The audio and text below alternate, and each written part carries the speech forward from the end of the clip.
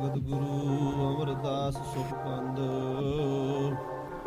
ਰਾਮਦਾਸ ਅਰਜਨ ਗੁਰੂ ਬਾਦ ਸ੍ਰੀ ਹਰਿਗੋਬਿੰਦ ਹਰੀ ਰਾਏ ਹਰਿ ਕ੍ਰਿਸ਼ਨ ਗੁਰੂ ਤੇਗ ਬਹਾਦਰ ਚੰਦ ਦਸਵੇਂ ਗੋਬਿੰਦ ਸਿੰਘ ਗੁਰੂ ਨਮੋ ਜੋਰ ਕਰ ਬੰਦ ਜਿਸ ਵਹਿ ਅੰਮ੍ਰਿਤ ਗਿਆਨ ਹੈ ਨਾਨਕ ਭਗਤ ਵੈਰਾਗ ਗੁਰੂ ਗ੍ਰੰਥ ਸਾਹਿਬ ਰਦ ਬੰਦਾ ਕਰ ਅਨੁਰਾਗ ਕਹਾਂ ਬੁੱਧ ਪ੍ਰਭ ਹਮਾਰੀ ਵਰਨ ਸਕੈ ਮਹਿਮਾ ਜੋ ਤਿਹਾਰੀ ਹਮ ਨਾ ਸਕਤ ਕਰ ਸਿਫਤ ਤੁਮਾਰੀ ਆਪ ਲਿਓ ਤੁਮ ਕਥਾ ਸੁਧਾਰੀ ਹਮ ਨਾ ਸਕਤ ਕਰ ਸਿਫਤ ਤੁਮਾਰੀ ਆਪ ਲਿਓ ਤੁਮ ਕਥਾ ਸੁਧਾਰੀ। ਸਤਨਾਮ ਵਾਹਿਗੁਰੂ ਸਾਹਿਬ ਜੀ ਚੌਪਈ ਜਬੈ ਖਾਲਸੇ ਬਹੁ ਦੁਖ ਦਇਓ ਚਾਰ ਕੁੰਟ ਮੈਂ ਚੋਰ ਸੋ ਭਇਓ ਸੋ ਚੋਰ ਸੁਣਿਓ ਕੋਈ ਥਾਹੀ ਬੁੱਧੀ ਅਦਾਲਤ ਜਹ ਦਰਗਾਹੀ। ਵਾਹਿਗੁਰੂ ਜੀ ਕਾ ਖਾਲਸਾ ਵਾਹਿਗੁਰੂ ਜੀ ਕੀ ਫਤਿਹ। ਸਤਿਕਾਰਯੋਗ ਗੁਰੂ ਕੀ ਸਾਜੀ ਨਵਾਜੀ ਸਾਧ ਸੰਗਤ ਜੀ, ਸਾਰੀਆਂ ਸੰਗਤਾਂ ਬੰਦੀ ਛੋੜ ਦਿਵਸ ਦਾ ਆਨੰਦ ਮਾਣ ਰਹੀਆਂ ਨੇ। ਸਤਿਗੁਰੂ ਗੁਰੂ ਗ੍ਰੰਥ ਸਾਹਿਬ ਦੀ ਛਤਰ ਛਾਇਆ ਹੇਠ ਸਵੇਰ ਤੋਂ ਹੀ ਦੀਵਾਨ ਲੱਗੇ ਹੋਏ ਨੇ। ਗੁਰੂ ਕੀ ਬਾਣੀ ਦਾ ਕੀਰਤਨ ਤੇ ਕਥਾ ਵਿਚਾਰਾਂ ਢਾਡੀ ਸਿੰਘਾਂ ਤੋਂ ਵੀਰ ਰਸ ਦੀਆਂ ਵਾਰਾਂ ਸਰਵਣ ਕਰ ਰਹੇ ਹੋ। ਬੰਦੀ ਛੋੜ ਦਿਵਸ ਮੀਰੀ ਪੀਰੀ ਦੇ ਮਾਲਕ 6ਵੇਂ ਪਾਤਸ਼ਾਹ ਗੁਰੂ ਹਰਗੋਬਿੰਦ ਸਾਹਿਬ ਜੀ ਨਾਲ ਸੰਬੰਧਿਤ ਹੈ। 52 ਰਾਜਿਆਂ ਨੂੰ ਗਵਾਲੀਅਰ ਦੀ ਕੈਦ ਵਿੱਚੋਂ ਛੁਡਾ ਕੇ ਸੱਚੇ ਪਾਤਸ਼ਾਹ ਜੀ ਨੇ ਬੰਦੀ ਛੋੜ ਪਦਵੀ ਪ੍ਰਾਪਤ ਕੀਤੀ ਔਰ ਸ੍ਰੀ ਅੰਮ੍ਰਿਤਸਰ ਜਦੋਂ ਆਏ ਤੇ ਵੱਡਾ ਭਾਰੀ ਸਮਾਗਮ ਬਾਬਾ ਬੁੱਢਾ ਸਾਹਿਬ ਜੀ ਨੇ ਦੀਪਮਾਲਾ ਦਾ ਸੰਗਤਾਂ ਕੋਲੋਂ ਕਰਵਾਇਆ। ਉਸ ਦਿਨ ਤੋਂ ਦੀਵਾਲੀ ਅੰਮ੍ਰਿਤਸਰ 'ਚ ਮਨਾਈ ਜਾਂਦੀ ਹੈ। ਸੰਸਾਰ ਭਰ ਦੇ ਵਿੱਚ ਦੀਵਾਲੀ ਮਨਾਈ ਜਾਂਦੀ ਹੈ, ਪਰ ਜੋ ਆਨੰਦ, ਜੋ ਖੇੜਾ, ਜਿਹੜਾ ਜੋੜ ਮੇਲਾ ਅੰਮ੍ਰਿਤਸਰ ਭਰਦਾ ਉਹਦੀ ਕੋਈ ਵੀ ਮਿਸਾਲ ਨਹੀਂ ਹੈ। ਇਹ ਗੁਰੂ ਸਾਹਿਬ ਜੀ ਦੇ ਸਮੇਂ ਤੋਂ ਚੱਲਿਆ ਆ ਰਿਹਾ ਜੋੜ ਮੇਲਾ। ਇਸੇ ਮੇਲੇ ਨੂੰ ਬਰਕਰਾਰ ਰੱਖਣ ਵਾਸਤੇ ਸਤਿਕਾਰਯੋਗ ਭਾਈ ਸਾਹਿਬ ਭਾਈ ਮਨੀ ਸਿੰਘ ਜੀ ਦੀ ਸ਼ਹੀਦੀ ਹੋਈ ਹੈ।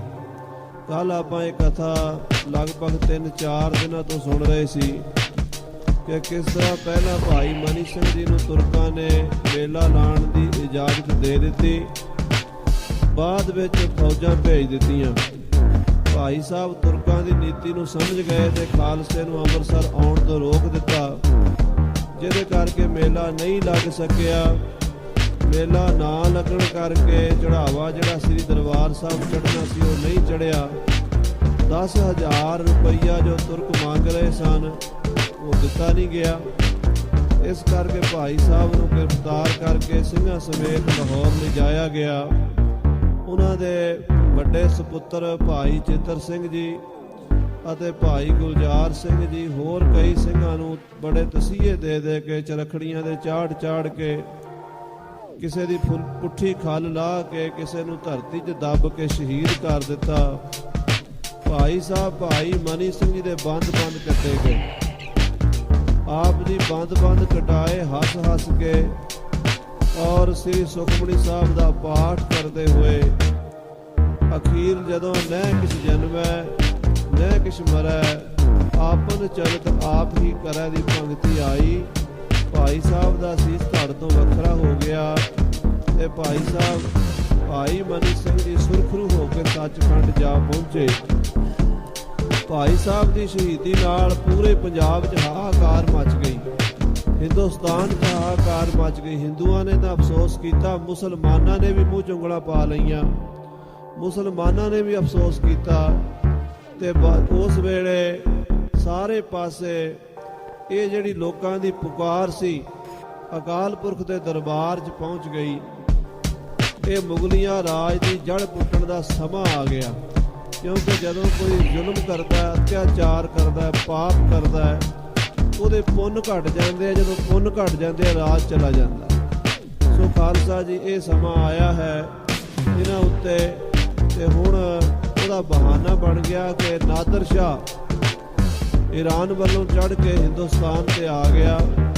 ਕਾਬਲ, ਕੰਧਾਰ, ਬਲਖ ਬੁਖਾਰੇ ਤੋਂ ਹੁੰਦਾ ਕਾਬਲ, ਕੰਧਾਰ, ਜਲਾਲਾਬਾਦ, ਪਿਸ਼ੌਰ, ਮੁਲਤਾਨ ਫਤਿਹ ਕਰਕੇ ਲਾਹੌਰ ਪਹੁੰਚ ਗਿਆ। ਹਿੰਦੁਸਤਾਨ ਦੀ ਰਾਜਧਾਨੀ ਦਿੱਲੀ ਵੱਲ ਵਧਿਆ। ਉਹ ਕਥਾ ਸੁਣਨ ਵਾਲੀ ਹੈ, ਕਿਉਂਕਿ ਜਿਹੜਾ ਖਾਲਸੇ ਦਾ ਰਾਜ ਆਇਆ ਇਹਦੇ 'ਚ ਨਾਦਰ ਦੇ ਆਉਣ ਦਾ ਬੜਾ ਵੱਡਾ ਰੋਲ ਹੈ। ਜੇ ਨਾਦਰ ਉਦੋਂ ਨਾ ਆਉਂਦਾ, ਹੋ ਸਕਦਾ ਇਹ ਕੰਮ ਕੋਈ ਹੋਰ ਰੂਪ ਵਿੱਚ ਹੁੰਦਾ। ਉਹ ਮਹਾਰਾਜ 10ਵੇਂ ਪਾਤਸ਼ਾਹ ਦੇ ਬਚਨ ਸਨ, ਕਾਬਲ ਤੇ ਕੁੱਤਾ ਮੰਗਵਾਉ। ਅਸੀਂ ਕਾਬਲ ਤੋਂ ਕੁੱਤਾ ਮੰਗਾਵਾਂਗੇ ਜਿਹੜਾ ਇਹਨਾਂ ਮੁਗਲਾਂ ਨੂੰ ਪਾੜ ਦੇਵੇਗਾ ਤੇ ਰਾਜ ਖਾਲਸੇ ਦਾ ਹੋ ਜਾਏਗਾ। ਐਸੀ ਬਿਧ ਬਣ ਗਈ ਹੈ।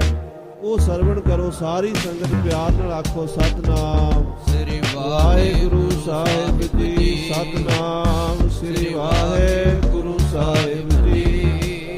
ਜਾਓ ਪਈ ਜਬੈ ਖਾਲਸੇ ਬਹੁ ਦੁਖ ਦਇਓ। ਜਦੋਂ ਜ਼ਕਰੀਆ ਖਾਨ ਨੇ ਸਿੰਘਾਂ ਨੂੰ ਬੜੇ ਭਾਰੀ ਦੁੱਖ ਤਸੀਹੇ ਦਿੱਤੇ, ਚਾਰ ਕੁੰਡ ਮੈਂ ਛੋਰ ਸੋ ਭਇਓ। ਇਸ ਗੱਲ ਦਾ ਚਾਰੇ ਪਾਸੇ ਰੌਲਾ ਪੈ ਗਿਆ ਵੀ ਜ਼ਕਰੀਆ ਖਾਨ ਬੜਾ ਜ਼ੁਲਮ ਕਰ ਰਿਹਾ। ਉਹਨੇ ਕਈ ਚਰਖ, ਕਈ ਫਾਂਸੀ ਮਾਰੇ, ਕਈ ਤੋਪਨ, ਕਈ ਛੁਰੀ ਕਟਾਰੇ, ਕਈਆਂ ਕੇ ਸਿਰ ਮੁੰਗਲੀ ਕੂਟੇ, ਕਈ ਡੋਬੇ, ਕਈ ਘਸੀਟੇ, ਕਈਆਂ ਨੂੰ ਚਰਖੜੀ ਤੇ ਚਾੜ ਕੇ ਮਾਰਿਆ, ਕਈਆਂ ਨੂੰ ਫਾਂਸੀਆਂ ਲਾ ਲਾ ਕੇ ਮਾਰਿਆ, ਕਈਆਂ ਨੂੰ ਜਿਉਂਦਿਆਂ ਸਾੜ ਦਿੱਤਾ, ਕਈਆਂ ਨੂੰ ਧਰਤੀ ਦੇ ਵਿੱਚ ਦੱਬ ਦਿੱਤਾ ਤੇ ਕਈਆਂ ਨੂੰ ਘੋੜਿਆਂ ਦੇ ਪਿੱਛੇ ਪਾ ਪਾ ਕੇ ਘਸੀਟ ਦਿੱਤਾ, ਕਈਆਂ ਨੂੰ ਲੈਣਾ ਵਿੱਚ ਬਹਾ ਕੇ ਸਿਰ ਲਾਹ ਦਿੱਤੇ। ਇਹ ਤਾਂ ਹਜ਼ਾਰਾਂ ਦੀ ਤਾਦਾਦ ਵਿੱਚ ਗੁਰੂ ਕੇ ਸਿੱਖਾਂ ਨੂੰ ਸ਼ਹੀਦ ਕੀਤਾ। ਜਦੋਂ ਹਾਹਾਕਾਰ ਮਚ ਗਈ, ਸੋ ਸ਼ੋਰ ਸੁਣਿਓ ਓਏ ਥਾਹੇ। ਇਹ ਜਿਹੜਾ ਸ਼ੋਰ ਹੈ ਨਾ, ਦੁਨੀਆ ਦੀ ਆਵਾਜ਼ ਹੈ ਕਿ ਦੁਨੀਆ ਦੀ ਆਵਾਜ਼ ਰੱਬ ਦੀ ਦਰਗਾਹ 'ਚ ਪਹੁੰਚਦੀ ਹੈ।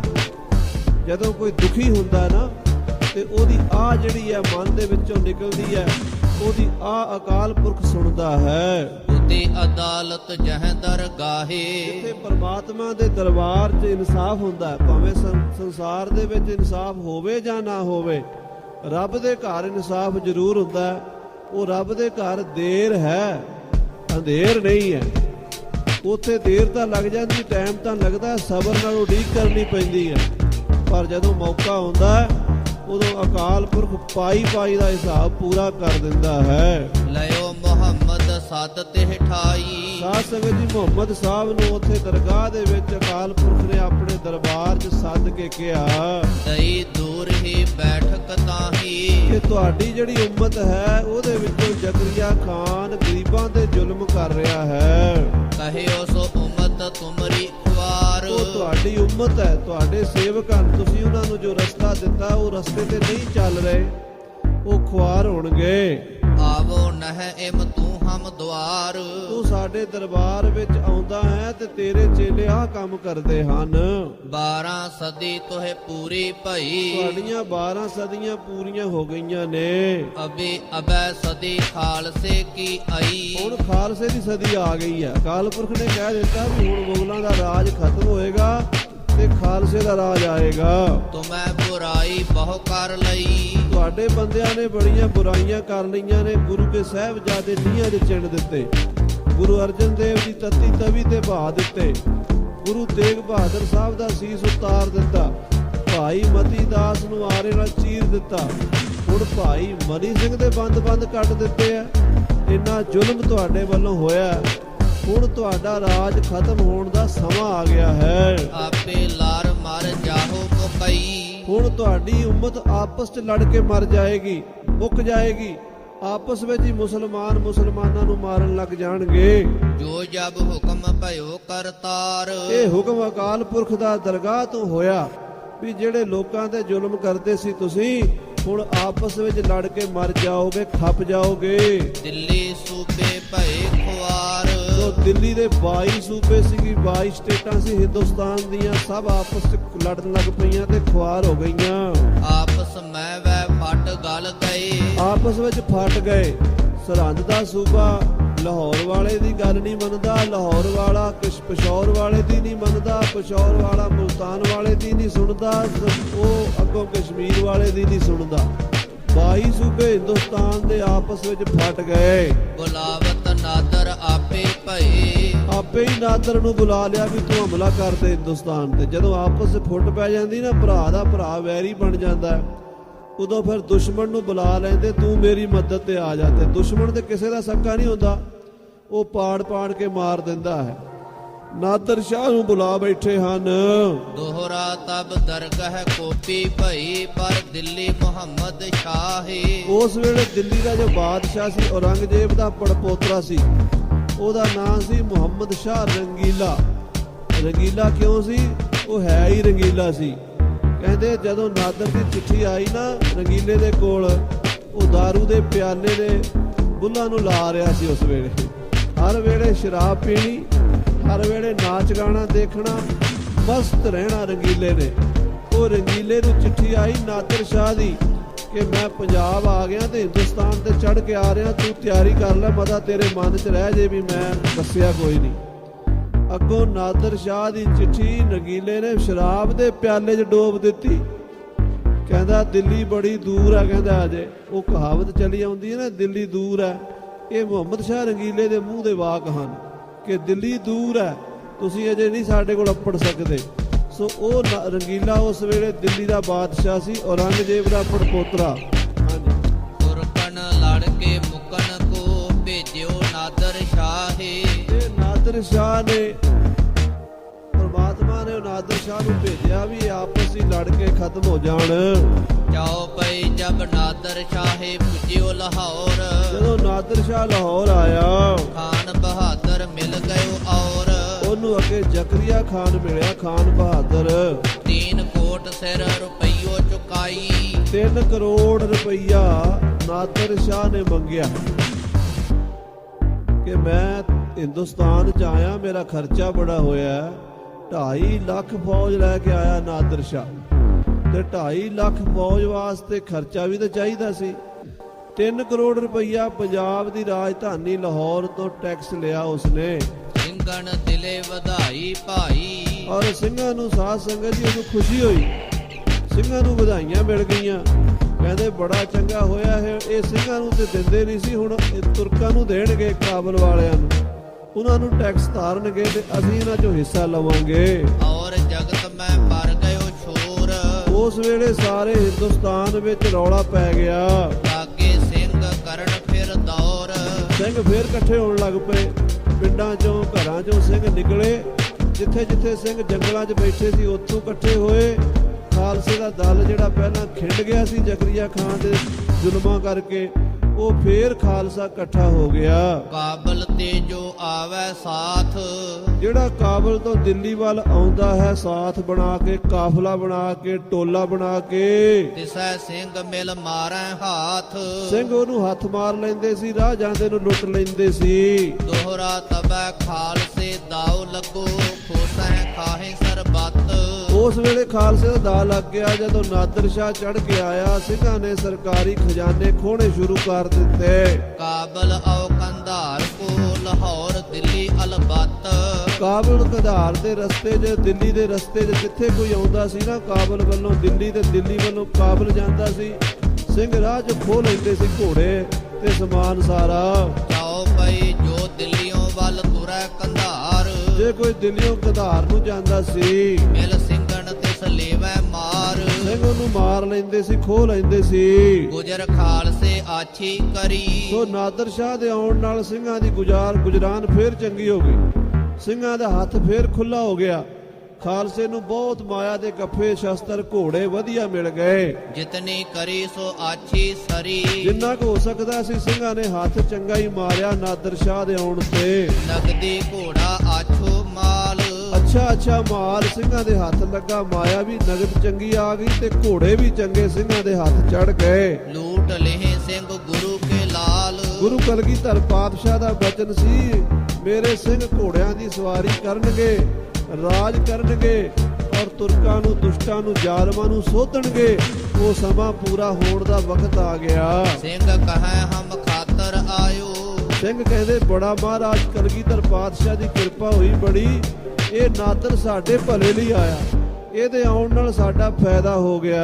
ਤੁਰਕਨ ਸੋਲਰ ਤੁਰਕ ਖਪਾਇਓ, ਤੁਰਕਾਂ ਨਾਲ ਤੁਰਕ ਲੜਨਗੇ, ਆਪਾਂ ਦੇ ਸਾਈਡ ਤੋਂ ਹੀ ਸਾਰਾ ਕੰਮ ਸਾਫ਼ ਕਰਾਂਗੇ। ਹੁਣ ਨਾਸ਼ ਦੋਏ ਧਿਰ ਕੋ ਆਇਓ, ਉਧਰ ਮੁਗਲ ਹਨ ਇਧਰ ਪਠਾਨ ਹਨ, ਆਪਸ 'ਚ ਲੜੀ ਜਾਣਗੇ। ਮੁਗਲ ਪਠਾਣਾ ਭਾਈ ਲੜਾਈ ਬੜੀ ਪੁਰਾਣੀ ਹੈ, ਮੁਗਲਾਂ ਦੇ ਪਠਾਣਾ ਦੀ ਲੜਾਈ ਸਦੀਆਂ ਪੁਰਾਣੀ, ਉਹ ਫੇਰ ਭੱਜ ਗਈ ਹੈ। ਹੁਣ ਖਾਲਸੇ ਬਾਦੋ ਸਨ ਬਣਾਇਓ, ਖਾਲਸੇ ਦਾ ਵਾਧਾ ਹੋਣ ਦਾ ਸਮਾਂ ਆ ਗਿਆ ਹੈ। ਜਿਮ ਕੰਟਣ ਤੇ ਕੰਟੇ ਨਿਕਾਰੈ, ਸਿਆਣੇ ਕਹਿੰਦੇ ਆ ਪੈਰ 'ਚ ਕੰਡਾ ਲੱਗਾ ਹੋਵੇ, ਕੰਡੇ ਨਾਲ ਹੀ ਕੰਡਾ ਕੱਢੀਦਾ। ਜਿਮ ਕੰਟਣ ਤੇ ਕੰਟੋ ਨਕਾਰਾ, ਕੰਡਾ ਲੱਗ ਜੇ ਪੈਰ ਵਿੱਚ, ਦੂਜੇ ਕੰਡੇ ਨਾਲ ਉਹਨੂੰ ਕਰੇਲ ਲਈਦਾ ਤੇ ਕੱਢ ਲਈਦਾ। ਸੋ ਕੰਟਾ ਫਿਰ ਦੀਜਤ ਡਾਰੈ, ਜਿਹੜੇ ਕੰਡੇ ਨਾਲ ਕੰਡਾ ਕੱਢੀਦਾ ਉਹ ਵੀ ਸੁੱਟ ਦਈਦਾ, ਉਹਨੂੰ ਕਿਹੜਾ ਸਾਂਭ ਕੇ ਰੱਖੀਦਾ। ਇੱਕ ਪੈਰ 'ਚ ਲੱਗਿਆ ਸੀ ਕੰਡਾ, ਉਹ ਕਿਹੜਾ ਸੀ? ਉਹ ਸੀ ਮੁਗਲਾਂ ਦਾ, ਦਿੱਲੀ ਵਾਲਿਆਂ ਦਾ, ਜ਼ਕਰੀਆ ਖਾਨ ਲਾਹੌਰ ਦਾ ਤੇ ਮੁਹੰਮਦ ਸ਼ਾਹ ਰੰਗੀਲਾ ਦਿੱਲੀ ਦਾ। ਇਹ ਕੰਡਾ ਪੈਰ 'ਚ ਚੁਭਿਆ ਹੋਇਆ ਸੀ, ਰੋਜ਼ ਤੰਗ ਕਰਦੇ ਸੀ ਸਿੱਖਾਂ ਨੂੰ। ਕੱਢਣ ਵਾਲਾ ਕੰਡਾ ਕਿਹੜਾ? ਨਾਦਰ ਸ਼ਾਹ। ਪਹਿਲਾਂ ਦੇ ਨਾਦਰ ਦੇ ਮਦਦ ਦੇ ਨਾਲ ਮੁਗਲਾਂ ਨੂੰ ਮਾਰਾਂਗੇ, ਫਿਰ ਨਾਦਰ ਨੂੰ ਭਜਾਵਾਂਗੇ, ਫਿਰ ਪੰਜਾਬ ਤੇ ਕਬਜ਼ਾ ਕਰਾਂਗੇ। ਕਹੈ ਸਿੰਘ ਅਬ ਸਮੋ ਸੋ ਆਇਆ, ਕਹਿੰਦੇ ਖਾਲਸਾ ਜੀ ਹੁਣ ਸਮਾਂ ਆ ਗਿਆ, ਹੁਣ ਇਹ ਸਮਾਂ ਹੱਥੋਂ ਨਾ ਜਾਣ ਦਈਏ। ਓ ਸਤਗੁਰ ਯੋ ਬਚਨ ਅਲਾਇਆ, ਸ੍ਰੀ ਗੁਰੂ ਗੋਬਿੰਦ ਸਿੰਘ ਸਾਹਿਬ ਜੀ ਨੂੰ ਇੱਕ ਵਾਰੀ ਭਾਈ ਦਇਆ ਸਿੰਘ ਨੇ ਪੁੱਛਿਆ ਸੀ, ਮਹਾਰਾਜ ਆਪ ਜੀ ਕਹਿੰਦੇ ਹੋ ਵੀ ਰਾਜ ਕਰੇਗਾ ਖਾਲਸਾ, ਆਕੀ ਰਹੇ ਨਾ ਕੋਏ। ਇਹ ਮੁੱਠੀ ਭਰ ਸਿੰਘ ਥੋੜੇ ਜੇ ਇਹ ਕਿਵੇਂ ਰਾਜ ਕਰ ਲੈਣਗੇ? ਮਹਾਰਾਜ ਸਾਡੇ ਕੋਲ ਕਿਲਾ ਕੋਈ ਨਹੀਂ, ਸਾਡੇ ਕੋਲ ਫੌਜ ਕੋਈ ਨਹੀਂ, ਸਾਡੇ ਕੋਲ ਤੋਪਾਂ ਕੋਈ ਨਹੀਂ, ਸਾਡੇ ਕੋਲ ਇੰਨਾ ਪੈਸਾ ਨਹੀਂ, ਤੇ ਮੁਗਲਾਂ ਕੋਲ ਮਹਾਰਾਜ ਹਜ਼ਾਰਾਂ ਕਿਲੇ ਨੇ, ਲੱਖਾਂ ਫੌਜਾਂ ਨੇ, ਤੋਪਖਾਨੇ ਬੜੇ ਬੜੇ ਵੱਡੇ ਨੇ, ਰਾਜਧਾਨੀ ਬੜੀ ਵੱਡੀ ਹੈ, ਦਿੱਲੀ ਹਿੰਦੁਸਤਾਨ ਦਾ ਦਿਲ ਹੈ। ਮਹਾਰਾਜ ਅਸੀਂ ਕਿਵੇਂ ਫਤਿਹ ਕਰਾਂਗੇ? ਕਲਗੀਧਰ ਪਾਤਸ਼ਾਹ ਬੋਲੇ, ਦਇਆ ਸਿੰਘ ਅਸੀਂ ਕਾਬਲ ਤੋਂ ਕੁੱਤਾ ਮੰਗਵਾਵਾਂਗੇ, ਉਹ ਇਹਨਾਂ ਦੀ ਜੜ ਪੁੱਟੇਗਾ। ਕਾਬਲ ਤੇ ਕੁੱਤਾ ਮੰਗਾਉ, ਇਹ 10ਵੇਂ ਪਾਤਸ਼ਾਹ ਦੇ ਬਚਨ ਨੇ ਸ੍ਰੀ ਗੁਰੂ ਗੋਬਿੰਦ ਸਿੰਘ ਸਾਹਿਬ ਜੀ ਦੇ। ਭਾਈ ਦਇਆ ਸਿੰਘ ਜੀ ਨੂੰ ਮਹਾਰਾਜ ਨੇ ਕਿਹਾ ਸੀ, ਦਇਆ ਸਿੰਘ ਕਾਬਲ ਤੇ ਕੁੱਤਾ ਮੰਗਵਾਉ, ਕਾਬਲ ਤੋਂ ਕੁੱਤਾ ਮੰਗਵਾਵਾਂਗਾ ਮੈਂ। ਉਹ ਕਿਹੜਾ ਕੁੱਤਾ? ਨਾਦਰ ਸ਼ਾਹ ਤੇ ਉਹਦਾ ਚੇਲਾ ਅਹਿਮਦ ਸ਼ਾਹ ਅਬਦਾਲੀ। ਇਹ ਜਦੋਂ ਆਏ ਨੇ ਨਾ, ਇਹਨਾਂ ਦੇ ਆਉਣ ਨਾਲ ਸਿੱਖਾਂ ਨੂੰ ਬੜਾ ਫਾਇਦਾ ਹੋਇਆ, ਨੁਕਸਾਨ ਵੀ ਹੋਇਆ, ਸ਼ਹੀਦੀਆਂ ਵੀ ਹੋਈਆਂ ਨੇ, ਪਰ ਰਾਹ ਪੱਧਰਾ ਹੋ ਗਿਆ ਦਿੱਲੀ ਫਤਿਹ ਕਰਨ ਦਾ। ਇਨਕਾ ਉਨ ਤੇ ਨਾਸ ਕਰਾਉ, ਮਹਾਰਾਜ ਕਹਿਣ ਲੱਗੇ ਨਾ ਮੁਗਲਾਂ ਦਾ ਨਾਦਰ ਸ਼ਾਹ ਵਰਗੇ ਆ ਕੇ ਨਾਸ ਕਰਨਗੇ, ਉਹਨਾਂ ਤੋਂ ਕਰਵਾਵਾਂਗੇ ਨਾਸ। ਫਿਰ ਦੱਖਣ ਤੇ ਲਿਆਉ ਫੌਜ, ਫਿਰ ਦੱਖਣ ਤੋਂ ਫੌਜ ਮੰਗਾਵਾਂਗੇ। ਦੱਖਣ ਤੋਂ ਕਿਹੜੀ? ਮਰਾਠਿਆਂ ਦੀ ਫੌਜ। ਪਹਿਲਾਂ ਤਾਂ ਨਾਦਰ ਨੇ ਲੱਕ ਤੋੜ ਦਿੱਤਾ ਦਿੱਲੀ ਦਾ, ਉਸ ਤੋਂ ਬਾਅਦ ਸਾਧ ਸੰਗਤ ਜੀ ਮਰਾਠੇ ਆਏ, 2-2 ਲੱਖ 2.5 ਲੱਖ ਮਰਾਠਾ ਇਕੱਠਾ ਹੋ ਕੇ ਦਿੱਲੀ ਆਉਂਦਾ ਰਿਹਾ।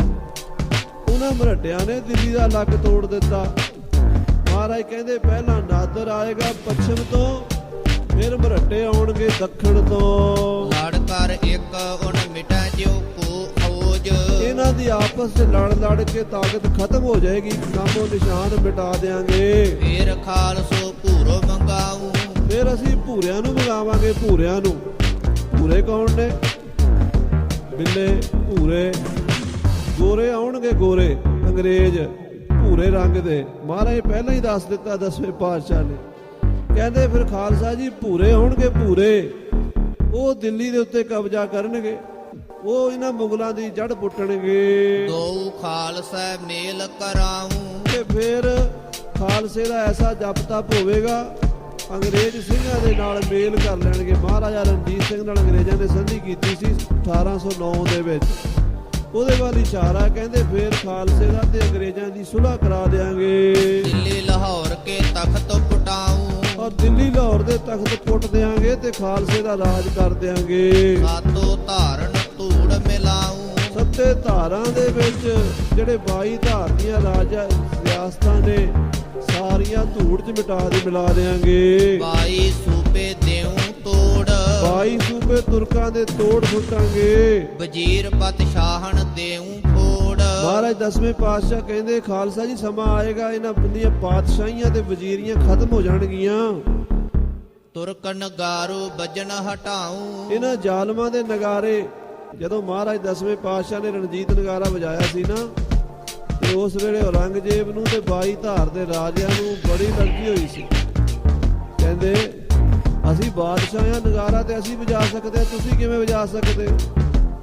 ਤੇ ਕਲਗੀਧਰ ਪਾਤਸ਼ਾਹ ਕਹਿੰਦੇ ਨਗਾਰੇ ਵੱਜਣੇ ਹੀ ਸਾਡੇ ਆ, ਤੁਹਾਡੇ ਤੇ ਬੰਦ ਹੋ ਜਾਣੇ ਆ। ਆਖੋ ਸਤਨਾਮ ਸ੍ਰੀ ਨਗਾਰੇ ਵੱਜਣਗੇ ਹੀ ਸਾਡੇ, ਖਾਲਸੇ ਦੇ ਨਗਾਰੇ ਵੱਜਣਗੇ, ਤੁਹਾਡੇ ਨਗਾਰੇ ਵੱਜਣੋਂ ਹਟ ਜਾਣਗੇ। ਅਕਾਲ ਅਕਾਲ ਕੇ ਜਾਪ ਜਪਾਉ। ਮਹਾਰਾਜ ਕਹਿੰਦੇ ਝਾੜੀ ਝਾੜੀ ਤੇ ਅਕਾਲ ਅਕਾਲ ਦੀ ਆਵਾਜ਼ ਆਏਗੀ, ਸਤਿ ਸ੍ਰੀ ਅਕਾਲ ਦੇ ਜਕਾਰੇ ਗੱਜਣਗੇ ਹਿੰਦੁਸਤਾਨ ਦੀ ਧਰਤੀ ਉੱਤੇ। ਸੋ ਸਮੋ ਅਬ ਆਇਓ ਜਾਨੋ। ਬਾਬਾ ਕਪੂਰ ਸਿੰਘ ਜੀ ਵਰਗੇ ਸਿਆਣੇ ਸਿੰਘ ਵਿਚਾਰਾਂ ਕਰਦੇ ਉਹ ਸਮਾਂ ਆ ਗਿਆ ਜੋ ਕਲਗੀਧਰ ਪਾਤਸ਼ਾਹ ਕਿਹਾ ਕਰਦੇ ਸਨ, ਲੂਟੋ ਖਾਹੋ ਜੋ ਮਨ ਮਾਨੋ। ਹੁਣ ਖਾਲਸਾ ਜੀ ਦਾ ਤੁਰਕਾਂ ਨੂੰ ਲੁੱਟ ਕੇ ਖਾਈਏ। ਦੋਹਰਾ ਸਿੰਘਨ ਮੈਂ ਨਿਬਾਬ ਜੋ ਕਪੂਰ ਸਿੰਘ ਜੀ ਨਾਮ। ਖਾਲਸੇ ਪੰਥ ਵਿੱਚ ਉਸ ਵੇਲੇ ਬੜੇ ਬੜੇ ਮਹਾਪੁਰਸ਼ ਜਪੀ ਤਪੀ ਹਠੀ ਤਪੀ ਸਿੰਘ ਸਨ, ਪਰ ਸਾਰਿਆਂ ਚੋਂ ਜਥੇਦਾਰ ਕਪੂਰ ਸਿੰਘ ਜੀ ਸਰ ਕਰਦਾ ਸਨ। ਸਭ ਸਿੰਘਨ ਸੋ ਤਿਨ ਕਹੀ ਬਣੂ ਸਿੰਘਨ ਬੜ ਕਾਮ। ਬਾਬਾ ਕਪੂਰ ਸਿੰਘ ਜੀ ਕਹਿਣ ਲੱਗੇ ਖਾਲਸਾ ਜੀ ਬੜਾ ਮੌਕਾ ਵਧੀਆ ਜੇ, ਹੁਣ ਇਕੱਠੇ ਰਿਹਾ ਜੇ। ਹੁਣ ਸਾਰੇ ਗੁਰਮਤੇ ਉਸ ਵੇਲੇ ਦਾ ਖਾਲਸਾ ਜੀ ਇੱਕ ਲਾਭ ਸੀ ਕਿ ਅੱਜ ਵਰਗਾ ਹਾਲ ਨਹੀਂ ਸੀ। ਅੱਜ ਦੇ ਕਿਸੇ ਦਾ ਮੂੰਹ ਕਿਸੇ ਪਾਸੇ ਨੂੰ, ਕਿਸੇ ਦਾ ਕਿਸੇ ਪਾਸੇ ਨੂੰ, ਇੱਕ ਦੀ ਦੂਜੇ ਨਾਲ ਰਾਏ ਨਹੀਂ ਰਲਦੀ, ਵਿਚਾਰ ਨਹੀਂ ਰਲਦੇ, ਮਤ ਨਹੀਂ ਰਲਦੀ। ਉਦੋਂ ਸਾਰਾ ਪੰਥ ਜਥੇਦਾਰ ਦੀ ਗੱਲ ਮੰਨਦਾ ਸੀ। ਬਾਬਾ ਕਪੂਰ ਸਿੰਘ ਜੀ ਕਹਿੰਦੇ ਖਾਲਸਾ ਜੀ ਹੁਣ ਕਤਰਤਾਈ ਕਰ ਲਓ ਤੇ ਆਪਾਂ ਇਸ ਮੌਕੇ ਦਾ ਫਾਇਦਾ ਉਠਾ ਲਈਏ। ਕਪੂਰ ਸਿੰਘ ਜਬ ਯੋਂ ਕਹੀ ਸਿੰਘਨ ਸਭਨ ਸੁਨਾਏ। ਜਦੋਂ ਨਵਾਬ ਕਪੂਰ ਸਿੰਘ ਜੀ ਇਸ ਤਰ੍ਹਾਂ ਦੇ ਬਚਨ ਖਾਲਸੇ ਨੂੰ ਸੁਣਾਏ, ਸਤ ਸਤ ਸਭ ਕਹਿ ਉਠੇ ਪੁਨਸ ਕਰ ਸਿਰ ਨਿਆਏ। ਸਭ ਖਾਲਸੇ ਨੇ ਆਖਿਆ ਸਤ ਬਚਨ ਨਵਾਬ ਜੀ ਜੋ ਤੁਸੀਂ ਕਹੋਗੇ ਅਸੀਂ ਸਾਰੇ ਮੰਨਾਂਗੇ। ਜਾਓ ਪਈ ਦਿੱਲੀ ਲੂਟ ਕਹਾਂ ਲਾਓ ਗਣੀਐ। ਦਿੱਲੀ ਦੀ ਲੁੱਟ ਜਿਹੜੀ ਨਾਦਰ ਸ਼ਾਹ ਨੇ ਕੀਤੀ ਉਹਦੀ ਗਿਣਤੀ ਨਹੀਂ ਹੋ ਸਕੀ। ਕਹਿੰਦੇ ਦਿੱਲੀ ਦੇ ਵਿੱਚੋਂ ਕਈ ਅਰਬਾਂ ਰੁਪਿਆਂ ਦਾ, ਖਰਬਾਂ ਰੁਪਿਆਂ ਦਾ ਮਾਲ ਨਾਦਰ ਸ਼ਾਹ ਲੁੱਟ ਕੇ ਲੈ ਗਿਆ ਸੀ। ਪਦਮ ਰੁਪਈਏ ਲੈ ਗਇਓ ਸੁਣੀਏ। ਪਦਮ ਹੁਣ ਤੇ ਗਿਣਤੀ ਜਿਹੜੀ ਏ ਮਿਲੀਅਨ ਤੇ ਬਿਲੀਅਨ ਵਿੱਚ ਰਹਿ ਗਈ ਨਾ। ਪਹਿਲਾਂ ਸੀ ਇਕਾਈ, ਦਹਾਈ, ਸੈਂਕੜਾ, ਹਜ਼ਾਰ, ਉਹਨੂੰ 10 ਗੁਣਾ ਵਧਾਈ ਜਾਣਾ, ਇੱਕ ਇੱਕ ਜ਼ੀਰੋ ਲਾਈ ਜਾਓ। 10,000 ਲੱਖ, 10 ਲੱਖ, ਕਰੋੜ, 10 ਕਰੋੜ, ਅਰਬ, 10 ਅਰਬ, ਖਰਬ, 10 ਖਰਬ, ਨੀਲ 10 ਨੀਲ, ਪਦਮ 10 ਪਦਮ।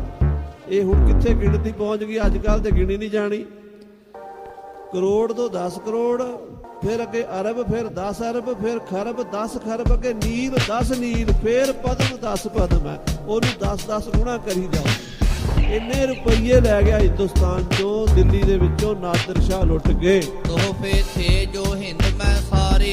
ਹਿੰਦੁਸਤਾਨ ਦੇ ਜਿੰਨੇ ਕੀਮਤੀ ਤੋਹਫੇ ਸਨ ਉਹ ਸਾਰੇ ਭਾਈ ਰਤਨ ਸਿੰਘ ਗਿਣਾ ਰਿਹਾ। ਉਹ ਜਿਹੜੇ ਖਜ਼ਾਨੇ 'ਚ, ਦਿੱਲੀ ਦੇ ਖਜ਼ਾਨੇ 'ਚ ਕੀਮਤੀ ਸਮਾਨ ਪਿਆ ਸੀ ਉਹ ਲੈ ਗਏ ਸਾਰੇ ਚੱਕ ਕੇ।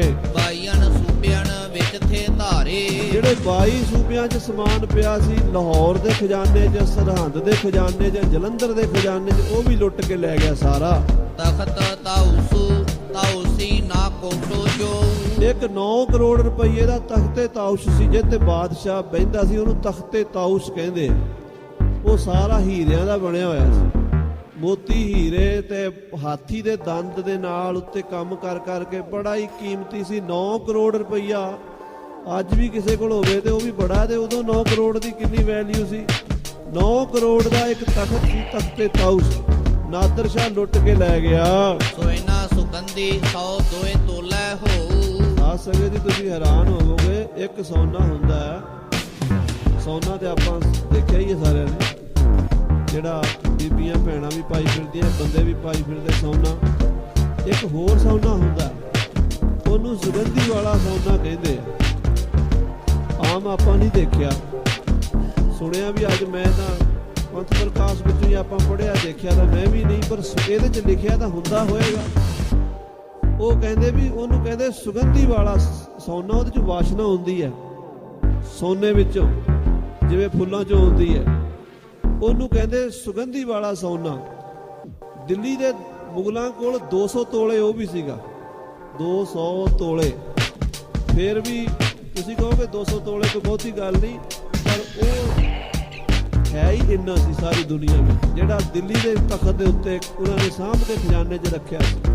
ਬਹੁਤ ਮਹਿੰਗਾ, ਉਹ ਤਾਂ ਮਿਲਦਾ ਹੀ ਨਹੀਂ, ਵੇਖਣ ਨੂੰ ਹੀ ਸੁਣਨ ਨੂੰ ਵੀ ਨਹੀਂ ਮਿਲਿਆ। ਐਸਾ ਉਹ ਸੋਨਾ ਸੀ, ਨਾਦਰ ਸ਼ਾਹ 200 ਤੋਲੇ ਸੁਗੰਧੀ ਵਾਲਾ ਸੋਨਾ ਵੀ ਲੈ ਗਿਆ। ਇੱਕ ਹੀਰਾ ਥਾ ਪੰਡਵਨ ਵਾਲੂ, ਇੱਕ ਪਾਂਡਵਾਂ ਦੇ ਸਮੇਂ ਦਾ ਹੀਰਾ ਸੀ ਜਿਹਦਾ ਨਾਮ ਹੈ ਕੋਹੇ ਨੂਰ।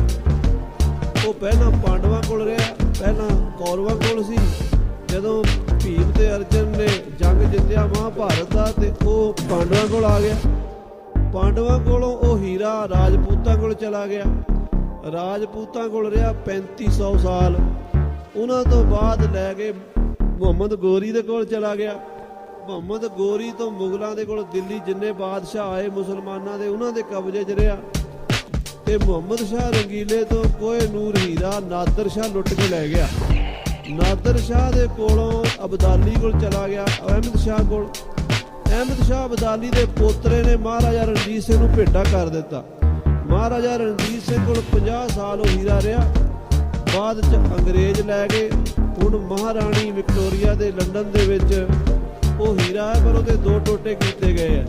ਕਿਸੇ ਨੇ ਕਹਿ ਦਿੱਤਾ ਅੰਗਰੇਜ਼ਾਂ ਨੂੰ ਕਿ ਜਿਹਦੇ ਕੋਲੇ ਹੀਰਾ ਹੁੰਦਾ ਨਾ, ਉਹਦਾ ਰਾਜ ਨਸ਼ਟ ਹੋ ਜਾਂਦਾ, ਇਹਨੂੰ 2 ਟੋਟੇ ਕਰ ਦਿਓ। ਉਹਨੂੰ ਫਿਰ 2 ਟੁਕੜਿਆਂ 'ਚ ਵੰਡ ਦਿੱਤਾ ਗਿਆ। ਸੋ ਉਹ ਹੀਰਾ ਜਿਹੜਾ ਅੱਜ ਵੀ ਲੰਡਨ ਪਿਆ ਹੈ ਪਾਂਡਵਾਂ ਦੇ ਸਮੇਂ ਦਾ, ਉਹ ਨਾਦਰ ਸ਼ਾਹ ਦਿੱਲੀ ਤੋਂ ਲੁੱਟ ਕੇ ਲੈ ਗਿਆ।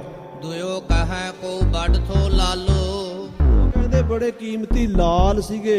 ਇੱਕ ਹੀਰਾ ਹੁੰਦਾ, ਇੱਕ ਪੰਨਾ ਹੁੰਦਾ, ਇੱਕ ਸਬਜ਼ਾ ਹੁੰਦਾ, ਇੱਕ ਪੁਖਰਾਜ ਹੁੰਦਾ, ਇੱਕ ਨੀਲਮ ਹੁੰਦਾ, ਇਹ 9 ਰਤਨ ਹੁੰਦੇ। ਇੱਕ ਲਾਲ ਹੁੰਦਾ, ਜਿਹੜਾ ਲਾਲ ਹੁੰਦਾ ਉਹਦੀ ਲਾਲ ਰੰਗ ਦੀ ਭਾਅ ਹੁੰਦੀ, ਚਮਕ ਬੜੀ ਹੁੰਦੀ ਆ ਉਹਦੀ। ਹਾਂਜੀ, ਉਸ ਸੋ ਸ਼ਾਹੋ ਰੈਣ ਪੜੇ ਕੁਰਾਨ, ਕਹਿੰਦੇ ਉਹ ਜਿਹੜੇ ਲਾਲ ਸੀਗੇ ਨਾ, ਉਹਨੂੰ ਮੁਗਲੇ ਆਜ਼ਮ ਕਹਿੰਦੇ ਸੀ। ਮੁਗਲਾਂ ਦੀ ਖਾਸ ਉਹ ਇੱਕ ਵਿਰਾਸਤ ਸੀਗੀ। ਤੇ ਔਰੰਗਜ਼ੇਬ ਰਾਤ ਨੂੰ ਕੁਰਾਨ ਪੜ੍ਹਦਾ ਸੀ ਉਹਦੇ ਨਾਲ, ਉਹਦੀ ਰੋਸ਼ਨੀ ਦੇ ਵਿੱਚ ਉਹ ਰੱਖ ਦਿੰਦੇ ਸੀ। ਉਹਦੀ ਰੋਸ਼ਨੀ ਇੰਨੀ ਸੀ ਕਿ ਕੁਰਾਨ ਪੜ੍ਹੀ ਜਾਂਦੀ ਸੀ ਸਾਫ਼। ਹਾਂਜੀ, ਹੈ ਚਰਚਾ ਜਹ ਮਦ ਜਹਾਨ, ਇਹ ਜਗਤ ਵਿੱਚ ਪ੍ਰਸਿੱਧ ਬਾਤ ਹੈ ਵੀ ਬਾਦਸ਼ਾਹ ਕੁਰਾਨ ਪੜ੍ਹਦਾ ਸੀ ਉਸ ਲਾਲ ਦੇ ਨਾਲ, ਉਹਦੀ ਰੋਸ਼ਨੀ ਦੇ ਨਾਲ। ਸਾਹਿਨ ਕੂਰ ਕੋ ਮੱਛੀ ਕਹੈ, ਇੱਕ ਸਾਹਿਨਕੂਰ ਨਾਮ ਦੀ ਮੱਛੀ ਸੀਗੀ। ਉਹ ਮੱਛੀ ਦੀ ਕਹਿੰਦੇ ਹੋਰ ਦੁਨੀਆ 'ਚ ਕੋਈ ਮਿਸਾਲ ਕੋਈ ਨਹੀਂ, ਉਹ ਮੁਗਲਾਂ ਦੇ ਕੋਲ ਸੀ। ਹਾਂਜੀ, ਲਾਏ ਕਰਦ ਜਿਸ ਮਾਸ ਸੋ ਖਾਹੈ, ਕਹਿੰਦੇ ਨੇ ਉਹਨੂੰ ਰਾਤ ਨੂੰ ਨਾ ਉਹਦੇ ਨਾਲੋਂ ਮਾਸ ਘੱਟ ਲੈਂਦੇ ਸੀ, ਥੋੜਾ ਜਿਹਾ ਪਾਈਆ ਅੱਧਾ ਕਿਲੋ ਜਿੰਨਾ ਚਾਹੀਦਾ ਉਹ ਬਾਦਸ਼ਾਹ ਆਪਣੇ ਖਾਣੇ ਵਾਸਤੇ ਉਹਦੇ 'ਚੋਂ ਮਾਸ ਜਿਉਂਦੀ 'ਚੋਂ ਕੱਢ ਲੈਂਦਾ ਸੀ, ਤੇ ਉਹ ਬਣਾ ਕੇ ਮਸਾਲੇ ਲਾ ਕੇ ਖਾ ਲੈਂਦਾ ਸੀ। ਮੋਤੀ ਆਂਡੇ ਮੁਰਗ ਸਮਾਨ, ਤੇ ਸਵੇਰੇ ਉਹ ਮੱਛੀ ਦਾ ਮਾਸ ਫਿਰ ਪੂਰਾ ਹੁੰਦਾ ਸੀ ਜਿੰਨਾ ਰਾਤ ਨੂੰ ਕੱਟਿਆ। ਕੁਦਰਤੀਆਂ ਚੀਜ਼ਾਂ ਨੇ। ਉਹ ਵੀ ਮੱਛੀ ਕਹਿੰਦੇ ਪਾਣੀ ਦੇ ਵਿੱਚ ਪਾ ਕੇ ਉਹਨਾਂ ਨੇ ਹੌਜ ਰੱਖੀ ਹੋਈ ਸੀ ਦਿੱਲੀ ਦੇ ਵਿੱਚ। ਉਹ ਮੱਛੀ ਵੀ ਲੈ ਗਿਆ ਨਾਦਰ ਸ਼ਾਹ। ਤੇ 1-2 ਇੱਥੇ ਮੋਤੀ ਸਨ ਮੁਰਗ ਦੇ ਆਂਡੇ ਜਿੱਡੇ, ਜਿੱਦਾਂ ਮੁਰਗ ਦਾ ਆਂਡਾ ਹੁੰਦਾ ਨਾ, ਐਡੇ ਵੱਡੇ ਮੋਤੀ ਸਨ 2। 64 ਰੱਤੀ ਤੋਲ ਪਛਾਣ, 64 ਰੱਤੀ ਉਹਦਾ ਤੋਲ ਸੀਗਾ। ਐਡਾ ਵੱਡਾ ਮੋਤੀ ਲੱਭਦਾ ਨਹੀਂ, ਪਰ ਉਹ ਮੁਗਲਾਂ ਕੋਲ ਸੀ। ਗੁਲਾਈ ਤਿੰਨ ਕੀ ਵੱਡੀ ਅਪਾਰ, ਬੜੀ ਗੋਲ ਮੋਤੀ ਸਨ ਤੇ 64 ਰੱਤੀ ਦੇ ਮੁਰਗ ਦੇ ਆਂਡੇ ਜਿੰਨੇ। ਕਹੀ ਕਵੀਸ਼ਰ ਬੁੱਧ ਅਨੁਸਾਰ, ਭਾਈ ਰਤਨ ਸਿੰਘ ਜੀ ਕਹਿੰਦੇ ਜੋ ਮੈਂ ਸਿਆਣਿਆਂ ਤੋਂ ਸੁਣਿਆ ਆਪਣੀ ਬੁੱਧੀ ਅਨੁਸਾਰ ਤੁਹਾਨੂੰ ਦੱਸ ਰਿਹਾ ਹਾਂ। ਦੋਹਰਾ ਤਾਨ ਸੈਨ ਪਾਤਸ਼ਾਹ ਦੇ, ਤੋਹਫੇ ਲਏ ਥੇ ਦੋਏ, ਕਹਿੰਦੇ ਇੱਕ ਤਾਨਸ਼ਾਨ ਹੋਇਆ ਅਕਬਰ ਬਾਦਸ਼ਾਹ ਦੇ ਦਰਬਾਰ ਦਾ ਰਤਨ ਜਿਹੜਾ ਗਵਈਆ ਸੀਗਾ। ਉਸ ਗਵਈਏ ਦੇ 2 ਤੋਹਫੇ ਸਨ। ਐਨ ਚੈਨ ਕੀ ਮਾਲ ਇੱਕ, ਔ ਹੀਰਾ ਗੁਲਾਬੀ ਸੋਏ, ਇੱਕ ਐਨ ਚੈਨ ਦੀ ਮਾਲਾ ਸੀ। ਐਨ ਚੈਨ ਦੀ ਮਾਲਾ ਦਾ ਮਤਲਬ ਇਹ ਹੈ ਕਿ ਉਹ ਮਾਲਾ ਬਣੀ ਹੋਈ ਹੈ, ਉਹਨੂੰ ਇਦਾਂ ਆਪਣੀ ਅੱਖਾਂ ਨਾਲ ਲਾ ਲਓ ਰਾਤ ਨੂੰ ਸੌਣ ਲੱਗਿਆ। ਜਿੰਨੇ ਸਰੀਰ ਦੀ ਥਕਾਵਟ ਹੈ, ਜਿੰਨੇ ਸਰੀਰ ਦੇ ਵਿੱਚ ਕੋਈ ਪਰੇਸ਼ਾਨੀ ਹੈ, ਬੁਖਾਰ ਹੈ, ਕੋਈ ਜ਼ੁਕਾਮ ਹੈ, ਕੋਈ ਤਕਲੀਫ ਹੈ, ਸਵੇਰ ਤੱਕ ਠੀਕ ਹੋ ਜਾਂਦੀ। ਅੱਖਾਂ ਨਾਲ ਲਾਓ, ਅੱਖਾਂ ਦੀਆਂ ਬਿਮਾਰੀਆਂ ਤੇ ਠੀਕ ਹੋਣੀਆਂ, ਬਾਕੀ ਸਰੀਰ ਦੀਆਂ ਬਿਮਾਰੀਆਂ ਵੀ ਠੀਕ ਹੋ ਜਾਂਦੀਆਂ। ਐਸੀ ਮਾਲਾ ਸੀਗੀ ਜਿਹੜੀ ਅਕਬਰ ਦੇ ਸਮੇਂ ਤੋਂ ਦਿੱਲੀ 'ਚ ਪਈ ਸੀ। ਉਹ ਵੀ ਨਾਦਰ ਸ਼ਾਹ ਲੁੱਟ ਕੇ ਲੈ ਗਿਆ। ਉਸ ਹੀਰੇ ਕੀ ਖਾਤਰੇ, ਦਿੱਲੀ ਮੁਗਲ ਪਾਤਸ਼ਾਹੇ, ਇੱਕ ਗੁਲਾਬੀ ਹੀਰਾ ਸੀਗਾ ਜਿਹੜਾ ਕਹਿੰਦੇ ਮੁਗਲੇ ਆਜ਼ਮ ਹੀਰਾ ਬਹੁਤ ਕੀਮਤੀ, ਉਹ ਵੀ ਲੈ ਗਿਆ। ਤੋਲ ਜੋੜੇ ਵੱਟ ਜਵਾਹਰੀ ਦੋਏ ਚਾਵਲ ਘਟ ਕਰਾਏ। ਕਹਿੰਦੇ ਉਹ ਜਵਾਹਰੀ ਹੀਰਾ ਜਿਹੜਾ 2 ਚਾਵਲ ਘੱਟ ਵਜਨ ਦਾ ਸੀ ਉਹ ਲੈ ਗਿਆ ਲੁੱਟ ਕੇ। 12 ਰੱਤੀ ਥੋ ਪੱਕੀ ਔ ਦੋਏ ਚਾਵਲ ਘਟ ਸੋਏ। 12 ਰੱਤੀ ਤੋਂ 2 ਚਾਵਲ ਤੇ ਚਾਵਲ ਵਜਨ ਹੁੰਦਾ, ਇੱਕ ਚਾਵਲ 8 ਚਾਵਲਾਂ ਦੀ ਰੱਤੀ ਹੁੰਦੀ ਹੈ, ਸੋ ਉਹ 2 ਚਾਵਲ ਤੋਂ ਘੱਟ 12 ਰੱਤੀ ਭਾਰ ਸੀ ਉਹਦਾ। ਪਰੇ ਪਰਛਾਵੋਂ ਜਿਸ ਤਰਫ ਗੁਲਾਬੀ ਸੋ ਭਾਸੋ ਹੋਏ। ਜਿੱਧਰ ਉਹਦਾ ਪਰਛਾਵਾਂ ਪੈਂਦਾ ਉਹਦੀ ਗੁਲਾਬੀ ਭਾ ਮਾਰਦਾ ਸੀ, ਉਹਨੂੰ ਗੁਲਾਬੀ ਹੀਰਾ ਤਾਂ ਕਹਿੰਦੇ ਆ। ਚਾਉ ਪਈ ਐਨ ਚੈਨ ਕੀ ਮਾਲਾ ਜੋਏ। ਜਿਹੜੀ ਤਾਨਸੈਨ ਨੇ ਲਈ ਸੀ ਮਾਲਾ, ਐਨ ਚੈਨ ਦੀ ਮਾਲਾ, ਉਹਦਾ ਇਹ ਗੁਣ ਹੈ। ਅੱਖ ਸੁਹਾਏ ਦੁੱਖ ਤੇ ਕੋਏ।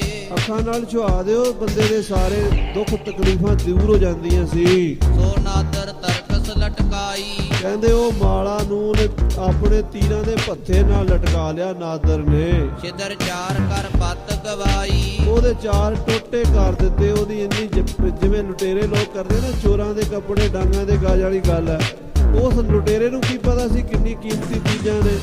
ਉਹ ਐਨ ਚੈਨ ਦੀ ਮਾਲਾ ਦੇ 4 ਟੋਟੇ ਕਰਕੇ ਆਪਣੇ ਤੀਰ ਕਮਾਨ ਦੇ ਭੱਥੇ ਨਾਲ ਜੋੜ ਲਏ। 80 ਹੱਟ ਥੋ ਕਰੋੜੋ ਪੱਤੀ। ਖਾਲਸਾ ਜੀ ਨਾਦਰ ਨੇ ਜੋ ਕੁਝ ਸੀਗਾ ਦਿੱਲੀ ਦੇ ਖਜ਼ਾਨੇ ਚੋਂ ਲੁੱਟਿਆ ਤੇ 70,000 ਬੰਦਾ ਵੀ ਕਤਲ ਕੀਤਾ। 70,000। ਮੁਹੰਮਦ ਸ਼ਾਹ ਰੰਗੀਲੇ ਨੇ ਵੇਖ ਲਿਆ ਵੀ ਹੁਣ ਮੇਰਾ ਇਹਦੇ ਅੱਗੇ ਜ਼ੋਰ ਨਹੀਂ ਚੱਲਣਾ, ਉਹਨੇ ਆਪਣੀ ਲੜਕੀ ਦੇ ਦਿੱਤੀ, ਜਵਾਈ ਬਣਾ ਲਿਆ ਨਾਦਰ ਨੂੰ। ਨਿਕਾਹ ਹੋ ਗਿਆ। ਨਾਦਰ ਦੇ ਪੁੱਤਰ ਨੂੰ ਆਪਣੇ ਪਰਿਵਾਰ ਦੀਆਂ ਹੋਰ ਲੜਕੀਆਂ ਵਿਆਹ ਕੇ ਦਿੱਤੀਆਂ। ਨਾਦਰ ਦੇ ਭਾਣਜਿਆਂ ਨੂੰ, ਭਤੀਜਿਆਂ ਨੂੰ, ਉਹਦੇ ਪਰਿਵਾਰ ਦੇ ਬਹੁਤ ਸਾਰੇ ਲੜਕੀਆਂ ਮੁਗਲਾਂ ਦੀਆਂ ਭੇਟਾਂ ਕੀਤੀਆਂ ਦਿੱਲੀ ਦਰਬਾਰ ਦੀਆਂ। ਉਸ ਤੋਂ ਬਾਅਦ ਇਹ ਸਾਰੇ ਖਜ਼ਾਨੇ ਵੀ ਦਿੱਤੇ ਤੇ ਅਰਬਾਂ ਖਰਬਾਂ ਰੁਪਈਆ ਵੀ ਲੁੱਟਿਆ ਉਹਨੇ। ਇੱਕ ਦਿਨ ਨਾਦਰ ਸ਼ਾਹ ਨੂੰ ਮੁਹੰਮਦ ਸ਼ਾਹ ਕਹਿੰਦਾ ਆਓ ਜੀ ਆਪਾਂ ਕਿਲੇ 'ਚ ਨਮਾਜ਼ ਪੜ੍ਹੀਏ ਇਕੱਠੇ। ਉਹ ਕਿਲੇ 'ਚ ਲੈ ਗਿਆ। ਜਦੋਂ ਨਮਾਜ਼ ਪੜ੍ਹਨ ਲਈ ਅੰਦਰ ਵੜਨ ਲੱਗਾ ਨਾ, ਨਾਦਰ ਚਲਾ ਗਿਆ ਤੇ ਪਿੱਛੇ ਨਾਦਰ ਦੀ ਫੌਜ ਬਾਹਰ ਸੀਗੀ ਤੇ 3-4 ਸੁੱਖਾ ਪੀਣ ਵਾਲੇ ਭੰਗੜ ਜਿਹੜੇ ਹੁੰਦੇ ਆ, ਭੰਗੀ ਭੰਗ ਪੀਂਦੇ ਆ, ਉਹ ਨਸ਼ੇ ਦੇ ਵਿੱਚ ਭੰਗ ਦੀ ਲੋਰ 'ਚ ਗੱਲਾਂ ਕਰਨ ਲੱਗ ਪਏ।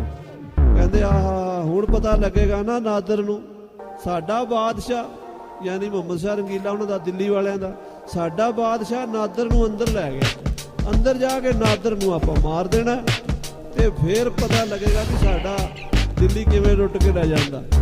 ਉਹ ਕਿਸੇ ਬੰਦੇ ਨੇ, ਨਾਦਰ ਦੇ ਸਿਪਾਹੀ ਨੇ ਗੱਲ ਸੁਣ ਲਈ। ਉਹ ਘੋੜਾ ਦੜਾ ਕੇ ਕਿਲੇ ਲਾਲ ਵਿੱਚ ਵੜ ਗਿਆ। ਉਹਨੇ ਜਾ ਕੇ ਨਾਦਰ ਦੇ ਕੰਨ 'ਚ ਕਹਿਤਾ ਵੀ ਇਹ ਤੇ ਤੈਨੂੰ ਮਾਰਨ ਲਈ ਲੈ ਕੇ ਆਏ ਆ।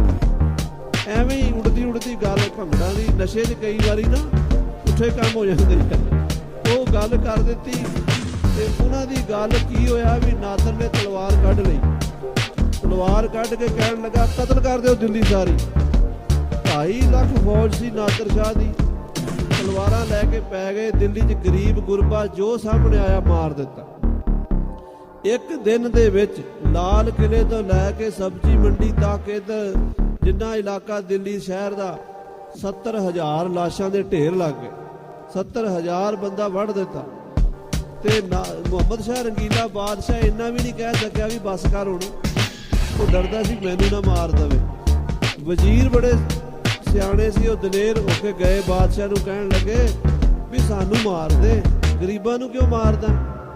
ਗਰੀਬ ਲੋਕ ਇਹ ਵੀ ਮੁਸਲਮਾਨ ਹੀ ਨੇ ਜਿਨ੍ਹਾਂ ਨੂੰ ਤੂੰ ਵੱਢੀ ਜਾ ਰਹੇ ਹੋ, ਛੱਡੋ ਇਹਨਾਂ ਨੂੰ। ਫਿਰ ਨਾਦਰ ਨੇ ਤਲਵਾਰ ਮਿਆਨ 'ਚ ਪਾਈ। 70,000 ਬੰਦਾ ਦਿੱਲੀ 'ਚ ਕਤਲ ਕੀਤਾ ਤੇ ਇੰਨਾ ਖਜ਼ਾਨਾ ਲੁੱਟ ਕੇ ਨਾਦਰ ਵਾਪਸ ਮੁੜਿਆ। ਜਿਸ ਨਾਦਰ ਦੇ ਸਾਹਮਣੇ ਈਰਾਨ ਤੋਂ ਲੈ ਕੇ ਦਿੱਲੀ ਤੱਕ ਕੋਈ ਅੜਿਆ ਨਹੀਂ ਸੀ, ਉਸ ਨਾਦਰ ਨੂੰ ਕਲਗੀਆਂ ਵਾਲੇ ਦਾ ਖਾਲਸਾ ਰਾਜ ਪੈ ਗਿਆ। ਕਰਨਾਲ ਪਾਣੀਪਤ ਨਹੀਂ ਟੱਪਣ ਦਿੱਤਾ। ਬਾਬਾ ਦੀਪ ਸਿੰਘ ਜੀ ਦਮਦਮੇ ਵੱਲੋਂ ਜਥਾ ਲੈ ਕੇ ਆ ਗਏ। ਇੱਧਰੋਂ ਮਾਝੇ ਦੇ ਸਿੰਘ ਆ ਗਏ, ਮਾਲਵੇ ਦੇ ਸਿੰਘ ਆ ਗਏ ਤੇ ਇਹਨਾਂ ਨੇ ਇੱਕ ਬਿਉਂਤਬੰਦੀ ਕੀਤੀ ਵੀ 2-2 ਹਜ਼ਾਰ ਦੇ ਜਥੇ ਬਣਾ ਲਏ। 2000 ਦਾ ਜਥਾ 20 ਮੀਲ ਇੱਧਰ ਬੈਠਾ ਹੁੰਦਾ ਸੀ। ਉਹ ਇੱਕਦਮ ਦੌੜ ਕੇ ਪੈਂਦਾ ਸੀ ਤੇ ਉਹ ਜਿਹੜੀਆਂ ਕੁੜੀਆਂ 22,000 ਲੜਕੀਆਂ ਬੰਨ੍ਹ ਕੇ ਨਾਦਰ ਲਿਜਾ ਰਿਹਾ ਸੀ ਨਾ, ਉਹ ਛੁਡਾ ਕੇ ਅਗਾਂਹ ਨੂੰ ਲੰਘ ਜਾਂਦੇ ਸੀ।